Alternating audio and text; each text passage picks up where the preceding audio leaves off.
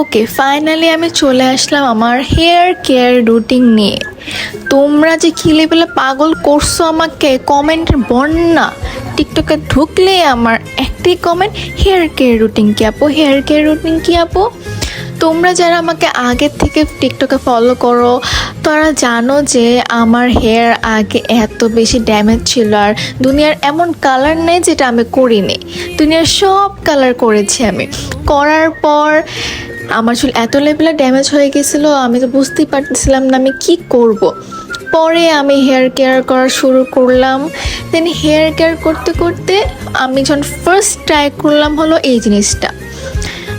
এটা ট্রাই করার পর দেখলাম যে মাত্র একদিনে আমার চুল স্মুথ, সিল্কি, ড্যামেজ ফ্রি, স্প্লিটও ফ্রি, মানে পুরাই একটা জাদুর মতো কিছু হইলো আমার চুলের মধ্যে। তো আজকে তোমাকে আমি তাড়াতাড়ির মধ্যে চুলকে শাইনি স্মুথ কিভাবে করা যায় সেটা দেখাবো। আজকে আমি ব্রাজিলিয়ান ক্যারাটিন ট্রিটমেন্টটা ইউজ করতেছি, রেড কালারটা। তো এটা আমি কালকে শ্যাম্পু করেছিলাম। শ্যাম্পু করার পর আজকে হালকা করে চুলটা ভিজানোর পর দেন আমি প্যাকেটটা খুলে অল্প অল্প করে ভাগ ভাগ করে পুরো চুলে লাগিয়ে নিচ্ছি। সুন্দর মতো ভাগ ভাগ করে লাগিয়ে নিতে হবে যেন সব জায়গায় ভরে। এটার পর পলি দিয়ে মাথাটা ঢেকে রাখবো। আমার কাছে তো ক্যাপ নেই, তো আমি পলি দিয়ে কাজ চালাচ্ছি। পলি দিয়ে ঢেকে রেখে হেয়ার ড্রায়ার দিয়ে কিছুক্ষণ একটু গরম দিয়ে নিব যেন এই ভেতরের মধ্যে মেডিসিনগুলো ঢুকে আর কি। ধোয়ার পর রেজাল্ট তো তোমরা দেখতেই পারতেছো, আমি আর কিচ্ছু বলবো না। এই ট্রিটমেন্টটা তোমাকে একটা ইনস্ট্যান্ট রেজাল্ট দিবে। এই ট্রিটমেন্টের পাশাপাশিও তোমাদের অনেক কিছু করতে হবে।